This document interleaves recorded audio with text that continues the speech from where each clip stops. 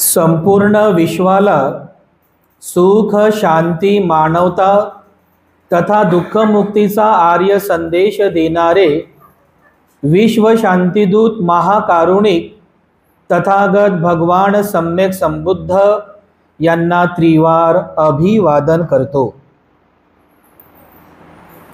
तथागतांनी समग्र मानवजातीच्या दुःखमुक्तीसाठी उपदेशिलेला महान सद्धम्म अर्थात बौद्ध धम्म तथा या सद्धम्माचा अविरतपणे प्रचार आणि प्रसार करणारा तथागतांद्वारा स्थापित सदा पूजनीय भिक्खू संघ, या पूजनीय भिक्खू संघाला त्रिवार अभिवादन करतो।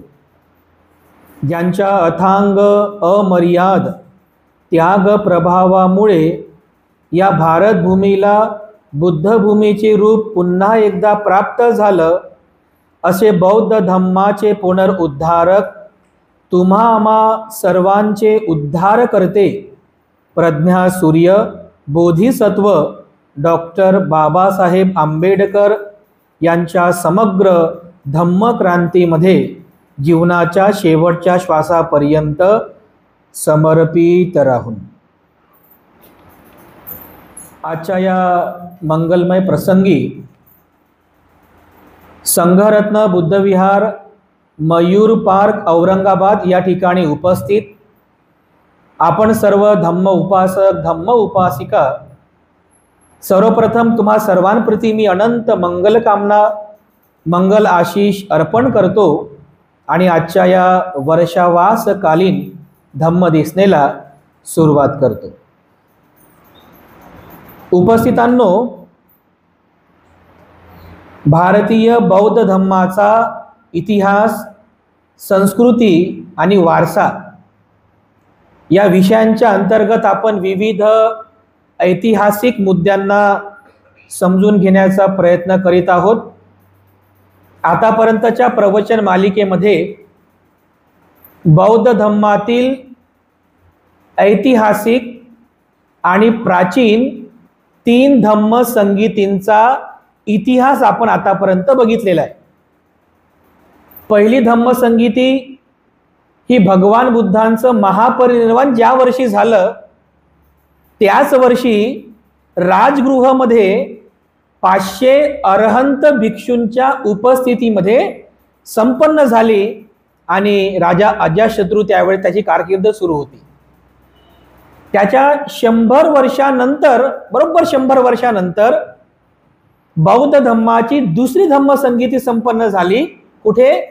वैशालीमध्ये राजा कालाशोक याच्या कारकिर्दीमध्ये भंते महाकाश्यप यांच्या अध्यक्षतेखाली 700 भिक्खूंच्या म्हणजे अरहंत भिक्खूंच्या उपस्थितीमध्ये संपन्न झाली। आणि कालच्याच देसनेमध्ये आपण तिसऱ्या धम्म संगीतीचा सुद्धा इतिहास पाहिला।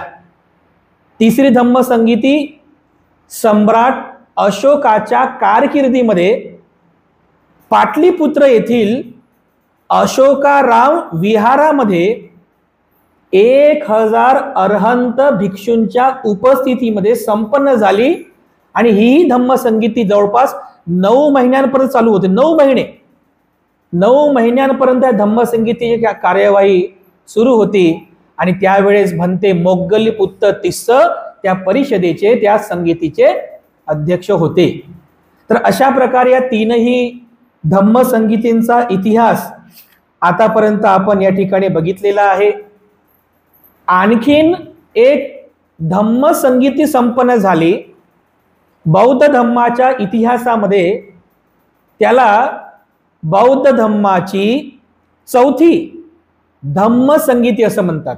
चौथी धम्म संगीती, 3 धम्म संगीती इतिहास आपण पाहिला। या 3ही धम्म संगीती भारतामध्ये झाल्या, परंतु ही जी चौथी धम्म संगीती आपण पाहत आहोत ही धम्म संगीती भारतामध्ये झाली नाही। ही धम्म संगीती, हे धम्माचं संगायन, ही धम्म परिषद भारतामध्ये झाली नाही। ही चौथी धम्म संगीती श्रीलंकेमध्ये संपन्न झालेली आहे। भारतामध्ये बुद्ध धम्माची स्थापना झाली, पण भारतामध्ये स्थापन झालेल्या बुद्ध धम्माची संगीती श्रीलंकेमध्ये झाली. तर याचा सुद्धा एक मोठा इतिहास आहे. कारण श्रीलंका हा अगोदरपासून बुद्ध धम्माचा नव्हता. काल मी तुम्हाला एक तिसऱ्या धम्म संगीतीचा परिणाम सांगितला. तिसऱ्या धम्म संगीतीमध्ये जसं आपण पाहिलं की सम्राट अशोकाने बौद्ध धम्माचा स्वीकार केला. बौद्ध धम्माचा स्वीकार केल्यानंतर सम्राट अशोकाने 84,000 बुद्ध विहारांची निर्मिती केली. म्हणजे आजचं जे अफगाणिस्तान आहे, अफगाणिस्तान, हे पाकिस्तान, आपला संपूर्ण भारत, या संपूर्ण भागाला जम्बूद्वीप म्हणायचे. जम्बूद्वीप.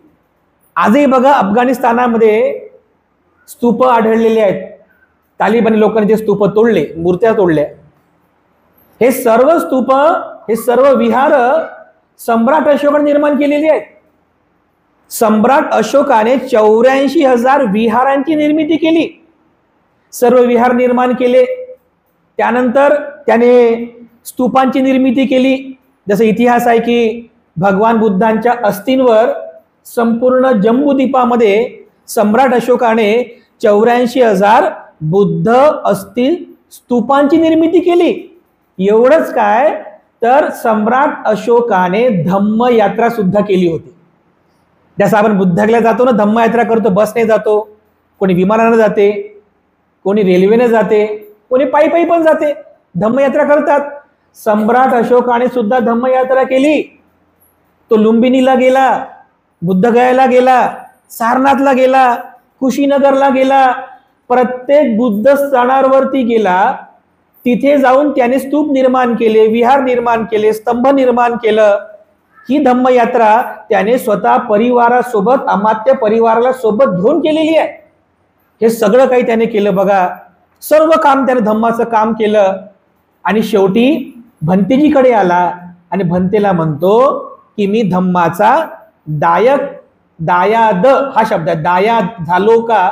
तर भंते काय म्हणतात की नाही अशोका महाराज, तुम्ही दायाद झाले नाही, तुम्ही फक्त दायक झाले. तुम्ही भोजनदान दिलं, चिवरदान दिलं, औषधीदान दिलं, विहार बांधलं, तुम्ही फक्त दायक झाले, दायाद झाले नाही. जर तुम्हाला दायाद व्हायचं असेल, धम्माचा सखा, धम्माचा रक्षण करता, धम्माचा वारसदार जर तुम्हाला व्हायचं असेल, तर तुम्हाला तुमचा पौत्र म्हणजे तुमचा मुलगा भिक्खू संघाला दान द्यावं लागेल. एवढं ऐकल्याबरोबर अंतपुरामध्ये सम्राट अशोकाचा मुलगा कोण? महेंद्र. तो महेंद्र होता. त्या महेंद्राकडे जातो. महेंद्राला म्हणतो की पौत्र, मला धम्माचा दायद व्हायचा आहे, तर तो भिक्खू संघामध्ये प्रवजित होशील का? हा सुद्धा होकार देतो. तर बघा, भिक्षू जे महेंद्र असतात, त्या महेंद्राची प्रवज्जा होते. कोणाच्या हस्ते? भंते मोगली-पुत्त तिस्स यांच्या हस्ते महेंद्र यांची प्रवज्जा होते. आणि मग महेंद्राची एक बहीण असते, तिचं नाव असते संघमित्रा. संघमित्राचा जो नवरा असतो, तिचा पती, त्याचं नाव असते अग्निब्रह्मा. तो ऑलरेडी भिक्षू झालेला असतो. त्यामुळे ही मनातल्या मनात विचार करते, माझा पती सुद्धा म्हणजे अग्निब्रह्मा, माझा पती हा भिक्षू झालेला आहे, आता मी एकटी राहून काय करू? मी पण भिक्षुणी होते. मग ती सुद्धा विनंती करते आणि तिची सुद्धा प्रवज्जा होते. तर माता जी असतात एक भिक्षुणी आयुपाला, भिक्षुणी आयुपाला यांच्या हस्ते तिची प्रवज्जा होते. अशा प्रकारे बघा, सम्राट अशोकाचा हा एक मुलगा महेंद्र आणि मुलगी संघमित्रा हे दोघेही प्रवजित होतात, भिक्षू आणि भिक्षुणी होतात. अशा प्रकारे सम्राट अशोक हा धम्माचा दायाद होतो. धम्माचा दायाद झाला की लगेच मग तो सगळा इतिहास आपण कालच्या धम्मदेशामध्ये बघितला की कशा कशा प्रकारे त्याच्याकडून पापकृत्य होते आणि कशा कशा प्रकारे तो मोगली-पुत्त तिस्स भंतेजींना निमर्जित करतो. तिसरी धम्म संगीती संपन्न होते. आपण हा सगळा तिसऱ्या धम्म संगीतींचा इतिहास कालच्या धम्म देशनेमध्ये आपण ऐकलेला आहे. ती धम्म संगीती संपन्न झाली.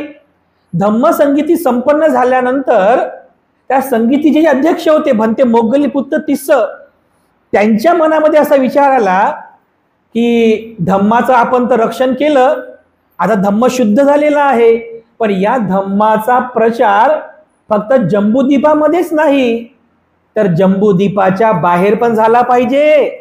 म्हणजे फक्त भारतातच नाही तर बुद्धाचा धम्म हा भारताच्या बाहेर सुद्धा गेला पाहिजे. म्हणून सम्राट अशोकाला बोलवतो आणि सम्राट अशोकाची चर्चा करून एक निर्णय घेतला जातो की भिक्षूंच्या समित्या स्थापन करायच्या. कारण भिक्षूच करतात धम्माचं काम, उपासक तर जाऊ शकत नाही घर सोडून, आपला परिवार सोडून उपासक तर जाऊ शकत नाही. भिक्षूच करतील धम्माचं काम, धम्माचा प्रचार आणि प्रसाराचं काम. तर सम्राट अशोकाची चर्चा करून म्हणते मोगलीपुत्त तिस्स काही अशा विद्वान अरहंत भिक्षूंना म्हणजे नियोजित करतात आणि अशा एकूण 9 भिक्षूंच्या 9 समित्या स्थापन करतात. किती? 9 भिक्षूंच्या 9 समित्या स्थापन करतात आणि त्या प्रत्येक समितीला वेगवेगळा भाग देऊन देतात. तुम्ही ह्या भागात जा धम्म प्रचार करायला, तुम्ही ह्या भागात जा, तुम्ही त्या भागात जा. तर ते 9 भिक्षू कोण आणि त्यांच्या 9 समित्या म्हणजे ते 9 भिक्षू कोणत्या कोणत्या प्रदेशामध्ये गेले ते तुम्हाला सांगतो. तर बघा त्या 9 समित्या कोणत्या? 9 म्हणजे धम्म प्रचार आणि प्रसाराच्या 9 समित्या भंते मोगलीपुत्त तिस्स आणि सम्राट अशोकाने स्थापन केल्या होत्या. पहिली समिती होती त्या भंतेजींची नाव, त्या भिक्षू होते पूज्य मज्जंती थेरो भंतेजी. आणि यांना आता जो आपला हे आहे ना काश्मीरचा भाग, काश्मीरच्या पुढे अफगाणिस्तान, गांधार हा जो भाग आहे त्या भागामध्ये मज्जंतिक नावाच्या भंतेजींना पाठवलं. दुसरं भिक्षू महादेव, बघा महादेव नावाचे भिक्षू होते आपल्या याच्यामध्ये. सम्राट अशोकाच्या काळामध्ये महादेव नावाचे भिक्षू होते. आता हा थोडासा वेगळा इतिहास आहे. ही दुसरी समिती स्थापन केली भिक्षू महादेव यांची आणि यांना आपला जो ही नदी आहे ना आपली नर्मदा नदीचा जो दक्षिण भाग आहे, सातपुडा पर्वत, विंध्यांचल पर्वत हा जो भाग आहे या भागात पाठवलं. जा तुम्ही त्या भागात धम्माचा प्रचार आणि प्रसार करा. तिसरं पूज्य भंते रक्षित थेरो यांची समिती स्थापन केली आणि यांना पाठवलं जो कर्नाटकचा प्रदेश आहे, कर्नाटकचा प्रदेश त्याचा जो उत्तरी भाग आहे कर्नाटक जो आपला त्या भागात यांना पाठवलं की तुम्ही तिथे जा धम्माचं काम करा. चौथी समिती स्थापन केली भिक्षू धर्मरक्षित यांची आणि यांना पाठवलं गुजरातमध्ये. आपलं जे गुजरात आहे, गुजरात, सुरत, अहमदाबाद, गांधीनगर हा जो भाग आहे ना गुजरातमध्ये, या भागामध्ये धर्मरक्षित भंतेजींना पाठवलं धम्माचा प्रचार करण्यासाठी. 5वं पूज्य भंते महाधर्मरक्षित यांना पाठवलं महाराष्ट्रामध्ये. म्हणजे महाराष्ट्रामध्ये जो बौद्ध धम्माचा प्रचार झाला तो अशोकाच्या काळात झालेला आहे. अशोकाने पूज्य भंते महाधर्मरक्षित यांना महाराष्ट्रामध्ये पाठवलं की तुम्ही महाराष्ट्रात जा, तिथल्या लोकांना जरा जास्तच गरज आहे. हे भंते आले होते महाराष्ट्रामध्ये, धम्माचा प्रचार आणि प्रसार केला. त्यानंतर 6वी समिती होती पूज्य भंते महारक्षित भंते यांची आणि यांना पाठवलं होतं यवन देशामध्ये. यवन देश म्हणजे इकडे जो बॅक्ट्रिया आहे ना, बॅक्ट्रिया प्रदेश आहे, तिथला मिलिंद राजा होता ना, बॅक्ट्रिया किंवा त्याला युनान म्हणतात, त्या देशामध्ये पाठवलं. त्यानंतर पूज्य भंते मज्जिम थेरो यांना पाठवलं हिमालय प्रदेशामध्ये. म्हणजे आता जे उत्तराखंड आहे, उत्तराखंड, त्यानंतर उत्तर प्रदेशचा भाग, हा हिमालयाचा जो भाग आहे इथे या भंतेजीने पाठवलं. आणि 8वी समिती होती 2 भंतेजी होते, पूज्य भंते सोन आणि पूज्य भंते उत्तर. सोन आणि उत्तर यांना पाठवलं स्वर्णभूमीमध्ये. आपण जे म्हणतो नाही थायलंड, थायलंड, त्यानंतर बाजूला व्हिएतनाम आहे, कंबोडिया आहे, म्यानमार आहे म्हणजे ब्रह्मदेश आहे, सिंगापूर आहे, हा जो भाग आहे या भागामध्ये पूज्य सोन आणि पूज्य उत्तर या 2 भंतेजींना पाठवलं. आणि त्याच्यानंतर 9वी समिती होती पूज्य भंते महेंद्र, सम्राट अशोकाचा मुलगा पूज्य भंते महेंद्र यांची समिती होती आणि यांना पाठवलं श्रीलंकेमध्ये. यांचा नंबर कुठे लागला? श्रीलंकेमध्ये ह्या 9 समित्या स्थापन झाल्या आणि अशा प्रकारे त्यांना जो जो भाग दिला होता त्या प्रत्येक भागात ते भंते सगळे निघून गेले आणि त्यांच्या त्यांच्या पद्धतीने त्यांनी धम्माचा प्रचार आणि प्रसार केला। यामध्ये जे पूज्य महेंद्र भंते होते, अशोकाचा पुत्र, यांना श्रीलंकेला पाठवलं धम्माचा प्रचार आणि प्रसार करण्यासाठी। तर हे श्रीलंकेला गेले। तर श्रीलंकेला जात असताना हे सर्व कुठे होते? पाटलीपुत्राला होते, अशोकाराम विहारामध्ये। तिथून सगळेजण जिकडे तिकडे निघाले।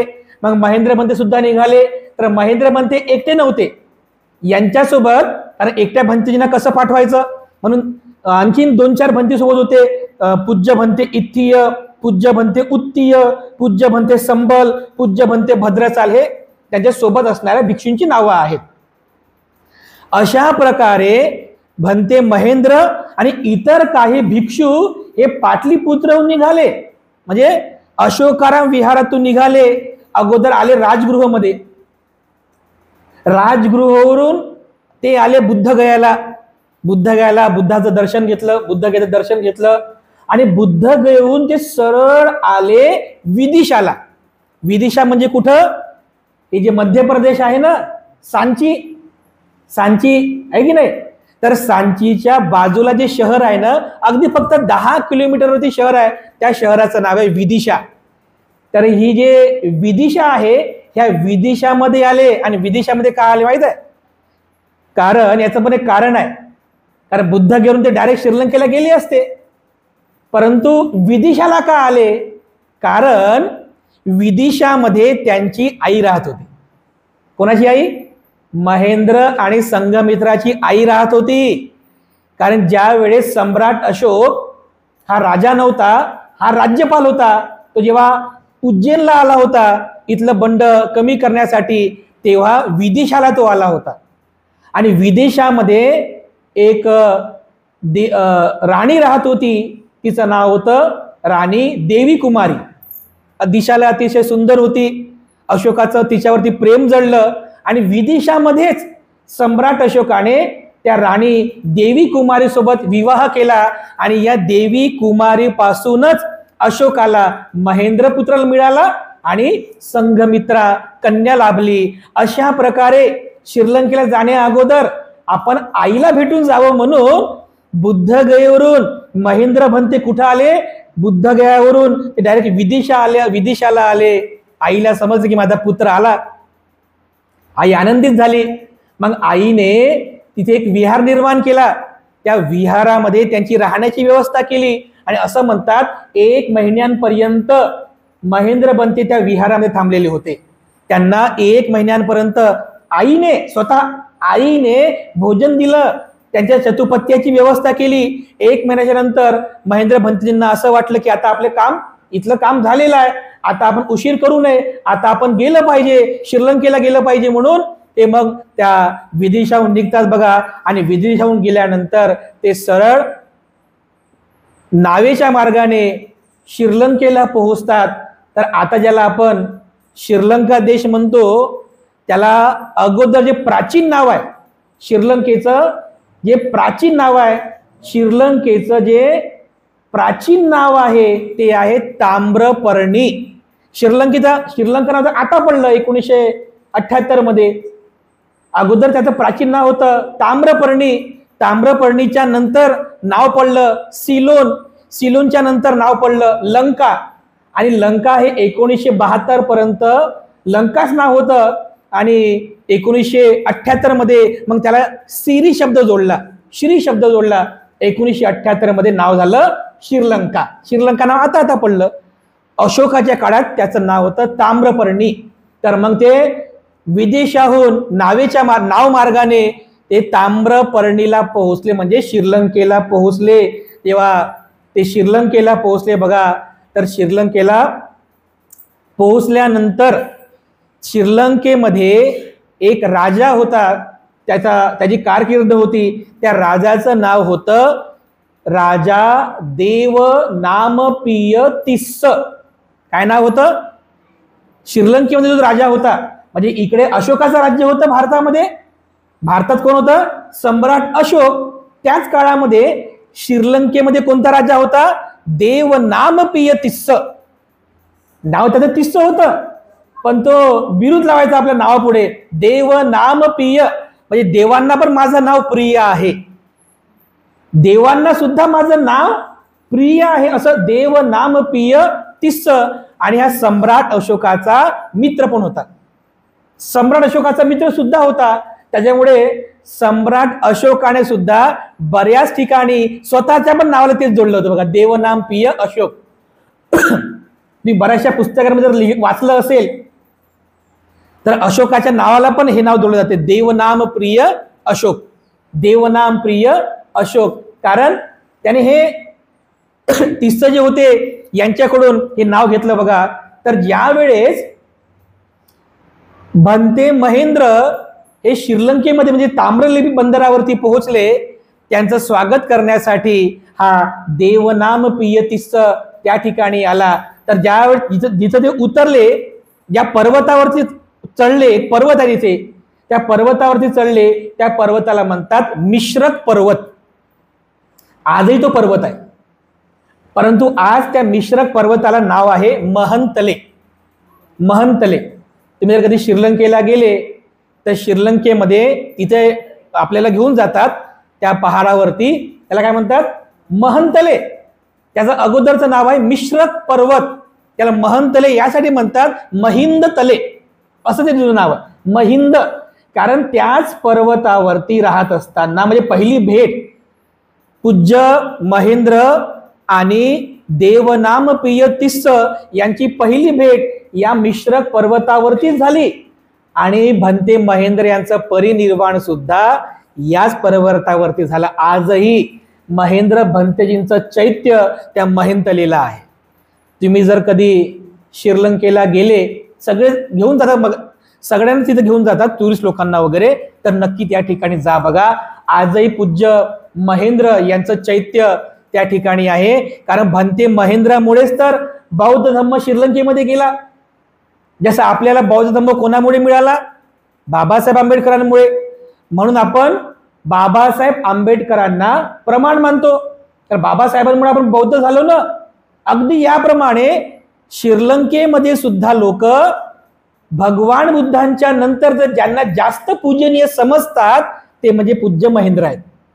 ते असं म्हणतात की जर महेंद्र आमच्या देशात आले नसते तर आम्हाला बुद्ध कधीही मिळाला नसता, बुद्धाचा धम्म आम्हाला कधीही मिळाला नसता.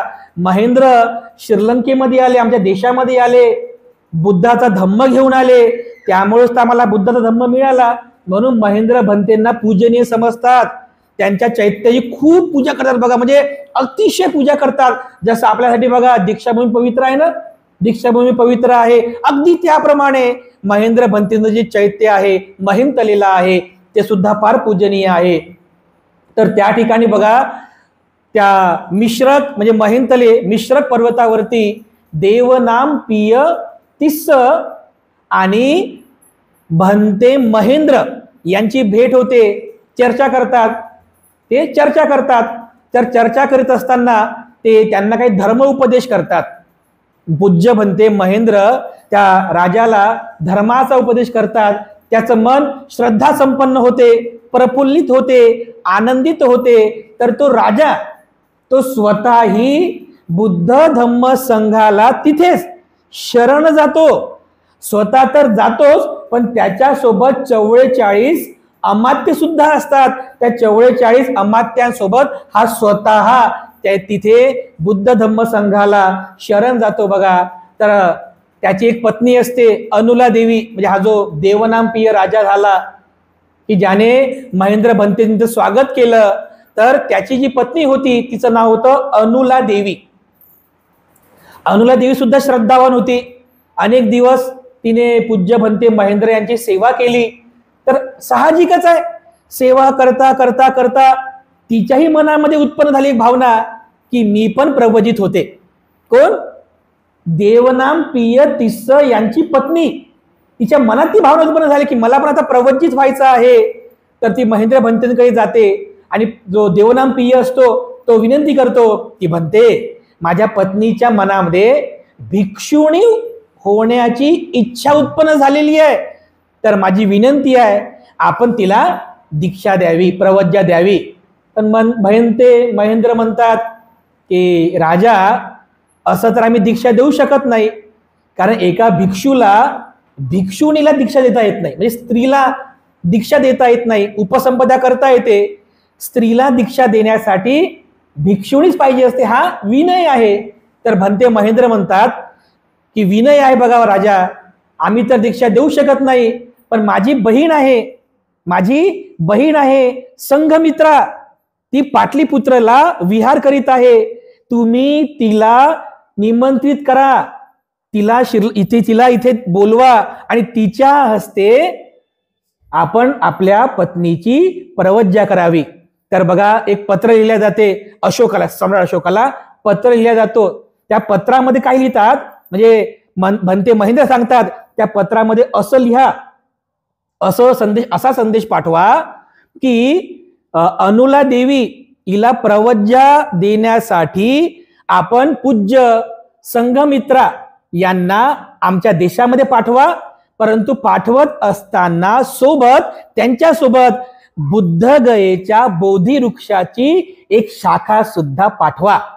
असा तो संदेश पाठवत बघा. आणि बघा ही जी पूज्य भिक्षुणी संघमित्रा असते, तर ही संघमित्रा तयार होते. तर सम्राट अशोक ती सगळी व्यवस्था करतो, म्हणजे बुद्धगयेला जाऊन अगोदर त्या बुद्धगयाच्या बोधिवृक्षाची पूजा करतो आणि विधिवत त्या बोधिवृक्षाची एक शाखा कापतो, छोटीशी शाखा, जास्त मोठी पण नाही, एक छोटीशी शाखा कापतो, फांदी कापतो, एका सोन्याच्या पात्रामध्ये तिथलीच माती भरतो, त्या मातीमध्ये त्याचं रोपण करतो आणि त्या सोन्याच्या पात्रात ते जे रोपण केलेलं बोधिवृक्ष झाड आहे ते म्हणजे स्वतः समुद्रात उतरतो, जिथपर्यंत म्हणजे मानेपर्यंत पाणी येईल तिथपर्यंत उतरतो आणि मग आपल्या मुलीकडे म्हणजे संघमित्रा आर्यनजींकडे ते बोधिवृक्ष देतो आणि मग तिथून तिचा प्रवास सुरू होतो. आणि बघा पूज्य संघमित्रा मग श्रीलंकेमध्ये येतात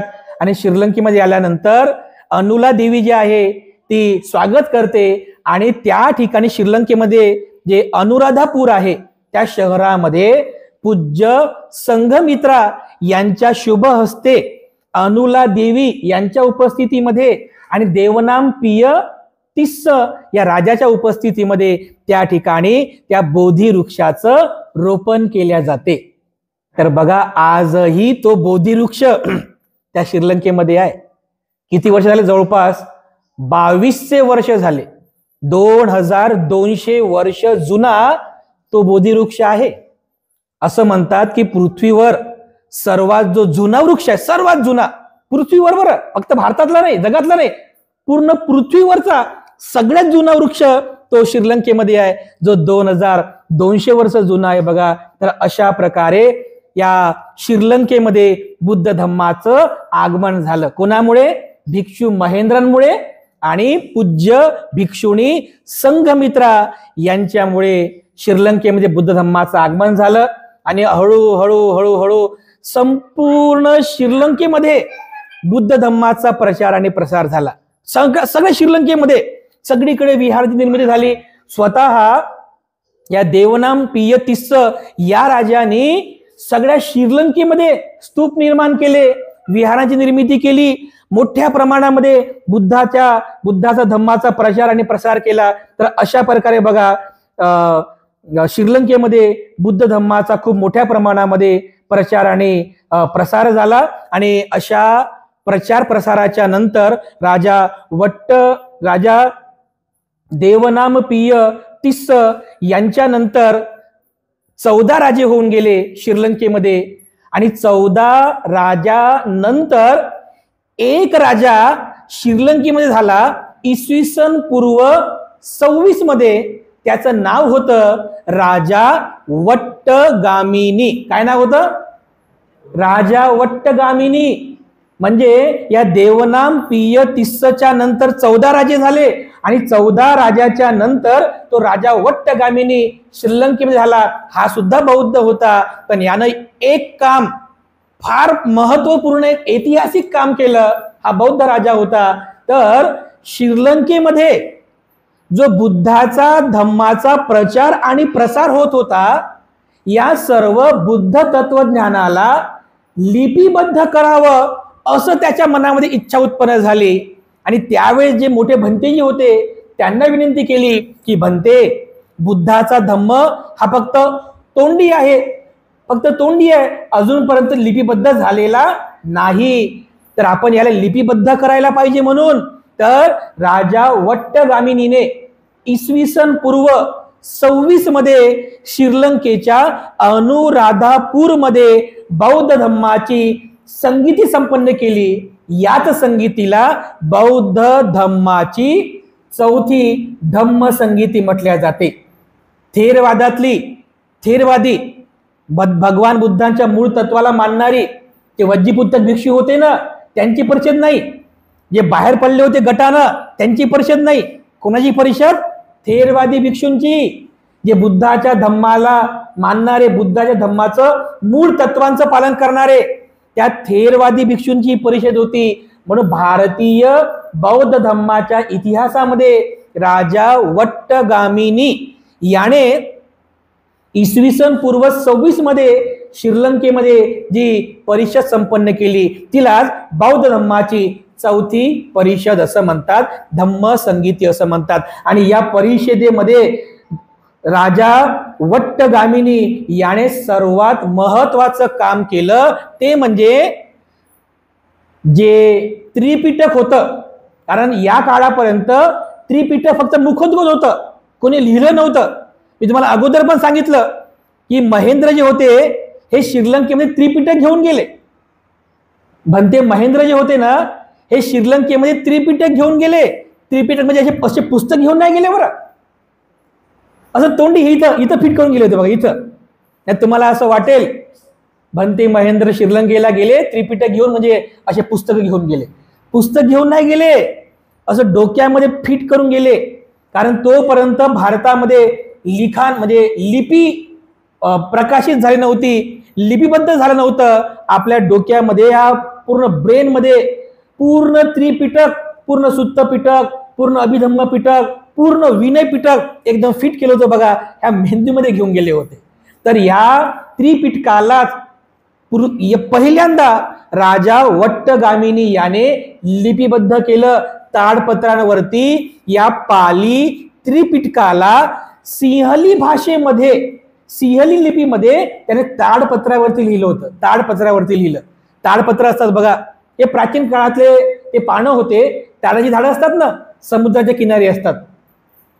ताडाची झाड समजतं, ताडाचं झाड लय फेमस आहे आपल्याकडे गावाकडे.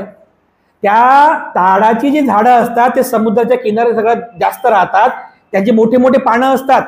त्या पानांना तोडल्या जातं, त्यांना धुतल्या जातं, त्यांना उन्हामध्ये सुकवल्या जातं बघा. सुकवल्याच्या नंतर त्याला व्यवस्थित कापल्या जातं आणि मग ते पान जे आहे एकदम असं म्हणजे असं कागदासारखं एकदम कडक होते बघा, कडक. आणि मग त्याच्यावरती शाहीने असं लिहिलं जातं बघा. शाही घेऊन त्याच्यावरती दवात असते, त्याच्यामध्ये असं लिहिल्या जाते. तर अशा ताडपत्रांवरती पहिल्यांदा त्रिपिटक सिंहली भाषेमध्ये लिहिलं गेलं. हे या धम्म संगीतीमधलं सर्वात महत्वाचं काम झालं बघा. आणि अशा पद्धतीने या पाली त्रिपिटकाला श्रीलंकेमध्ये लिहिलं गेलं. तर श्रीलंकेमधून नंतर हेच पाली त्रिपिटक भारतामध्ये आलं. ते जेव्हा मी तुम्हाला इतिहास सांगेल ना, त्रिपिटकाचा इतिहास, ती कशा पद्धतीने ते श्रीलंकेमध्ये लिहिलेला जो त्रिपिटक आहे सिंहली भाषेमध्ये, ते त्रिपिटक भारतामध्ये कसं आलं. आणि जे आपण आज जे पुस्तकं पाहतो ना हिंदीमध्ये, मुळात त्रिपिटक जे आहे हा मुळात पाली भाषेमध्ये आहे. पहिल्यांदा श्रीलंकेमध्ये सिंहली भाषेमध्ये लिहिल्या गेला, ताडपत्रावरती लिहिला गेला, पण आज आपल्याकडे हिंदी भाषेमध्ये आहे की नाही. तर हा एक इतिहास आहे. आपण जेव्हा त्रिपिटकाचा इतिहास बघू तेव्हा हे श्रीलंकेमध्ये लिहिल्या गेलेलं त्रिपिटक कशा पद्धतीने भारतामध्ये आलं आणि भारतात त्याचं हिंदी भाषांतर कसं झालं आणि आपल्यापर्यंत हे त्रिपिटक कसं आलं, अतिशय इंटरेस्टिंग तो इतिहास आहे. तर हा अशा पद्धतीने थेरवादातील ही चौथी धम्म संगीती श्रीलंकेमध्ये संपन्न झाली आणि राजा वट्टगामिनीने सर्वात ऐतिहासिक काम केलं म्हणजे कोणतं की या त्रिपिटकाला ताडपत्रांवरती लिपिबद्ध केलं. हे सर्वात महत्वपूर्ण काम झालेलं आहे. आजही बघा श्रीलंकेमधील जी लोक आहेत ते असं म्हणतात की जर पूज्य भिक्षू महेंद्र आमच्या देशात जर आलेच नसते तर कदाचित आम्हाला बुद्धाचा धम्म कळालाच नसता. कारण इतिहास असा आहे की भारतामध्ये बुद्धाचा धम्म हा लयाच गेला होता 9व्या शतकापासून 10व्या शतकापासून. कारण मुस्लिमांनी स्वाऱ्या केल्या, लेण्या तोडल्या, बुद्धमूर्ती तोडल्या. नालंदाला 1199 इसवी सन मध्ये एक बख्तियार खिलजी नावाच्या एका त्या सरदारानं नालंदाला आग लावली. तिचं जेवढं काही त्रिपिटक होतं, जेवढं काही बौद्ध धम्माचं साहित्य होतं ते सगळं जळून खाक झालं. बघा बुद्धाचा धम्म नष्ट झाला, साहित्य नष्ट झाले, त्रिपिटक नष्ट झालं, सगळं साहित्य नष्ट झालं. पण अशाही काळामध्ये की ज्या वेळेस भारतामध्ये बुद्धाचा धम्म परिपूर्णपणे नष्ट झाला होता, बौद्ध साहित्य त्रिपिटक नष्ट झालं होतं, अशा काळात श्रीलंकेमध्ये बुद्धाचा धम्म जिवंत होता. श्रीलंकेमध्ये बुद्धाचा विचार जिवंत होता. बुद्धाचं त्रिपिटक लिपिबद्ध केलेलं होतं. बुद्धाचं त्रिपिटक जिवंत होतं, लिहिलं गेलं, अनुपिटक होतं, वंश साहित्य होतं. आज आपण जे बुद्धाच्या धम्माला एवढं जे जवळून पाहतो ना, या मागे सर्वात मोठा सिंहाचा वाटा हा श्रीलंकेचा आहे. कारण श्रीलंकेने बुद्ध धम्माचं रक्षण केलं न हो. कारण भारताचा बुद्धाचा धम्म समूळ नष्ट झाला होता. पण अशा काळामध्ये अनेक वर्षांपर्यंत, अनेक शतकांपर्यंत या श्रीलंकेने, या देशाने बुद्ध धम्माचं रक्षण केलं, बौद्ध साहित्यांचं रक्षण केलं. आणि म्हणून बघा आजही अनेक भिक्षू श्रीलंकेमध्ये जातात ट्रेनिंग घेण्यासाठी. आता काही लोक काही भिक्षू थायलंडला पण जातात, परंतु श्रीलंकेसोबत आपला फार जवळचा संबंध आहे. फार जवळचा. काय संबंध जवळचा आहे? कारण थायलंडकडे ती जी लोक आहे त्या लोकांची भाषा वेगळी, त्या लोकांची चेंज वेगळी. पण श्रीलंकेमध्ये जे लोक आहेत ते मूळ द्रविडियन लोक आहेत. मानव वंश जे आहे त्यांचा मूळ द्रविडियन लोक आहेत बघा. आणि तेव्हापासून अशोकाच्या काळापासून तर आजपर्यंत श्रीलंकेमध्ये बुद्धाचा धम्म हा प्रसारित होत आहे, प्रचारित होत आहे बघा. आणि म्हणून आजही भारतामध्ये जे आपण काही साहित्य पाहतो त्याचं प्रकाशन श्रीलंकेचं आहे. आपल्याकडे जे त्रिपिटक आहे ना, मोस्ट ऑफ दी त्रिपिटक हे श्रीलंकेमधून प्रकाशित झालेलं आहे, श्रीलंकेमधून भाषांतरित झालेला आहे. कारण श्रीलंकेने या त्रिपिटकाचं रक्षण केलेलं आहे. म्हणून भारत आणि श्रीलंका याचा फार जवळचा संबंध आहे बघा. तर अशा प्रकारे श्रीलंकेमध्ये राजा वट्टगामिनी यांनी ताडपत्रांवरती या त्रिपिटकाला लिपिबद्ध केलं, त्या त्रिपिटकाचं रक्षण केलेलं आहे. तर असा हा चौथ्या धम्म संगीतींचा इतिहास आपण आजच्या धम्मदेशनेमध्ये बघितलेला आहे. तर ही धम्म परिषद जी आहे, ही धम्म संगीती आहे, ही कुठे संपन्न झाली? श्रीलंकेमध्ये. आता भारताच्या बौद्ध धम्माच्या इतिहासामध्ये या संगीतीला चौथी संगीती म्हटल्या जात नाही. म्हणजे भारतामध्ये जो इतिहास लिहिला गेलेला आहे बुद्ध धम्माचा, त्या बुद्ध धम्माच्या इतिहासामध्ये या संगीतीला बुद्ध धम्माची चौथी धम्म संगीती म्हटल्या जात नाही.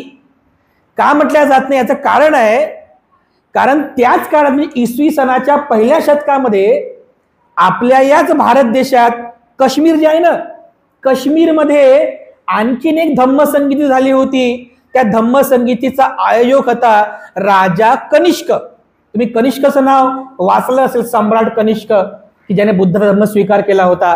तर असं म्हणतात की इसवी सनाच्या पहिल्या शतकात काश्मीरमध्ये राजा कनिष्कने तिथे सुद्धा बौद्ध धर्माची एक संगीती संपन्न केली होती. पण ती जी संगीती होती ती संगीती ही महायानी भिक्षूंची होती, थेरवादी भिक्षूंची नव्हती. कोणाची होती?